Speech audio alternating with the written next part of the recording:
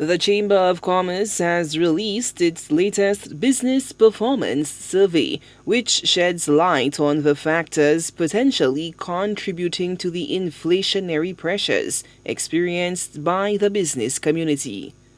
The members pointed out that in addition to inflation and the causes of inflation, labor costs and the purchase price of goods and the cost of electricity are the top issues that are driving continued price increases in their businesses. We noted that in spite of that, 52% of respondents expect the costs of goods and services to increase during the next quarter. That is down from a higher percentage of close to, I think, 65% in the previous survey that expected prices to continue to increase. So fewer businesses are expecting prices to increase. The government of St. Lucia has announced the removal of VAT on specific building materials, as well as feminine hygiene products and baby products. Louise says the recent announcement has been keenly noted by the commercial sector. We certainly would look forward to see what members' perspective is on these new measures and how they expect them to play out. And we'd probably get the results in the next survey.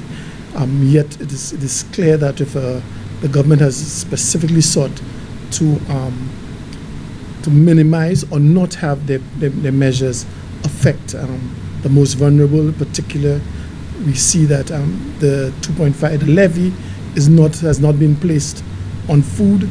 We note that there are going to be waivers of VAT on select building materials, and we think that will hopefully have the desired effect of not negatively affecting the most vulnerable.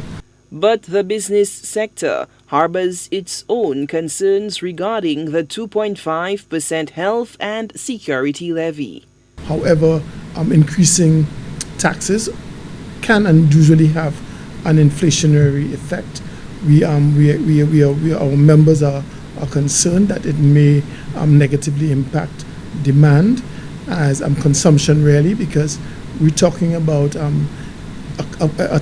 tax that will be compounded, and whilst it is a 2.5 percentage point increase, it works out to be more than the 2.5% increase on the cost in certain areas. According to Executive Director of the Chamber of Commerce, the Chamber is living up to its pledge of engagement with key public service entities on behalf of the Vieux Fort business sector. The Comptroller of Customs has agreed to meet with the business community in Vieux Fort on July 20th. The General Manager of SLASPO has also agreed to join that engagement, where we could have an exchange of views, where the business community in Vieux Fort could speak to some of their concerns and highlight some specific areas, while it gives Customs and SLASPA an opportunity to share their plans and the measures they're putting in place to enhance the quality of service delivered to the business community in the South.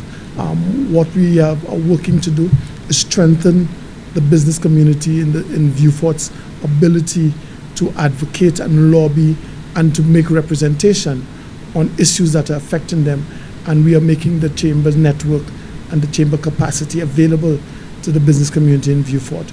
We think that will go a long way in ameliorating some of the problems, expanding employment, expanding economic opportunity. The Business Performance Survey indicates that the majority of respondents have a positive outlook on overall business performance in 2023 compared to 2022. However, Executive Director Brian Louise notes that there is always room for improvement, as 16% of respondents had a negative outlook on turnover. Despite the inflationary pressures, 65% of respondents anticipate an increase in profits, and 45% plan to increase their investments in the next quarter.